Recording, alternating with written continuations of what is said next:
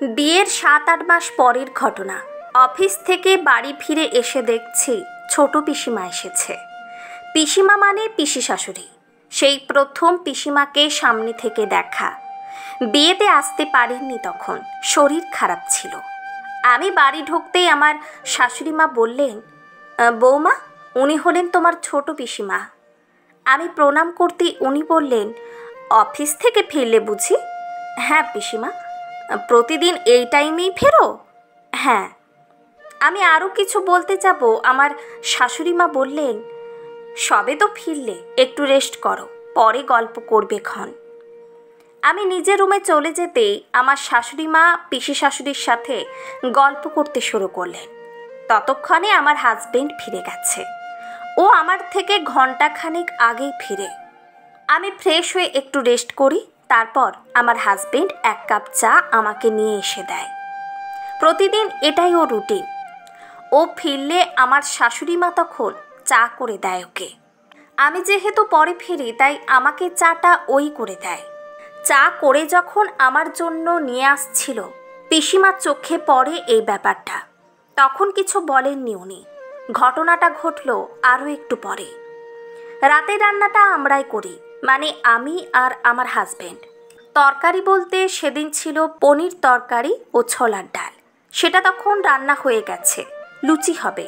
আমার হাজবেন্ড লুচি বেলে দিচ্ছে আর আমি ভাজছি একটা একটা করে। সেই মুহূর্তেই পিসিমা রান্নাঘরে। এই দৃশ্য দেখে চোখ বড় বড় করে বলে, হ্যাঁ রে অর্ক, বিয়ে করে তো মেয়েলি কাজ অনেক শিখে নিয়েছিস। বউকে চা করে খাওয়ানো, বউকে রান্নার কাজে হেল্প করা। অফিস থেকে ফিরে তো রেস্ট পাস না একটু।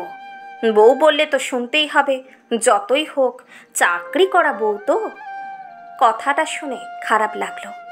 আমার হাজবেন্ড কিছু উত্তর দেওয়ার আগে দেখি আমার শাশুড়ি মা পিছন থেকে দাঁড়িয়ে পিসি শাশুড়িকে বলে, আরে কি যে বলো ছোড়তে, বৌমা ওকে কাজ করতে বলবে কেন? ওগুলো সব আমি ঠিক করে দিয়েছি। অফিস থেকে তো শুধু বাবু একা ফেরে না, বৌমাও ফেরে। রেস্ট তো দুজনেরই পাওয়া দরকার। সবাই যদি রেস্ট করে, খাওয়া দাওয়া তো বন্ধ থাকবে না। আর সকালে রান্নাটা আমিই করে দিই। দুজনেই অফিস যায়। তোমার দাদা আর আমি এমনিতেই ভোরে উঠি।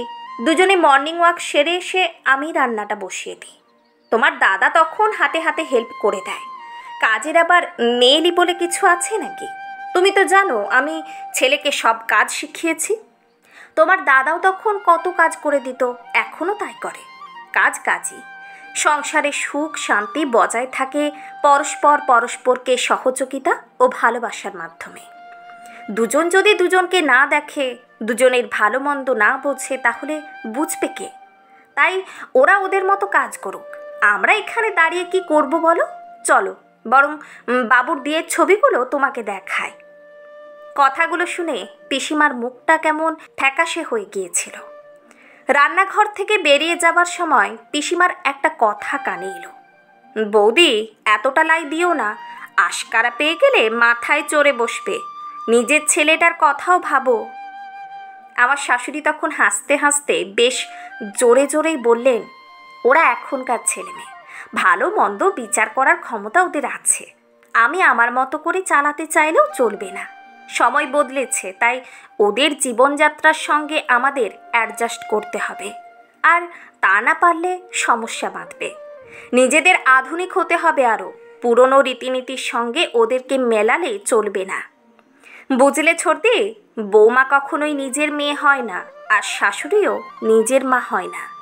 নিজেদের মধ্যে বোঝাপড়া থাকলে একটা বন্ধুত্ব হয়ে যায়। আমার ছেলেটার ভালো থাকার কথা চিন্তা করতে গেলে তো বৌমাকেও ভালোবাসতে হবে বেশি। আমি তো বাবুর বিয়ের পরেই বাবুকে বলেই দিয়েছি, যে কাজটা নিজে করে নিতে পারবে সে কাজটা নিজেই করে নিও। বউ এসেছে মানে বউয়ের ওপর হুকুম করে পায়ের ওপর পা তুলে বসে খাবে, সেটা চলবে না। বুঝতে হবে তোমার বউ কিন্তু তার সব কিছু ছেড়ে তোমার কাছে এসেছে। তুমি কিন্তু যাওনি, তাই তোমাকেই সহযোগিতা করতে হবে, তোমাকেই অ্যাডজাস্ট করতে হবে বেশি।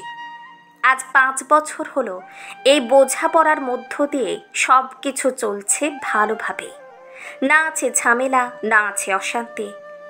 ব্যালেন্সটা শিখতে হয়। তার জন্য লাগে উন্নত মন আর উন্নত মনের মানুষ। সেই উন্নত মানসিকতার সংস্পর্শে থাকলে সংসার সুখের হবে।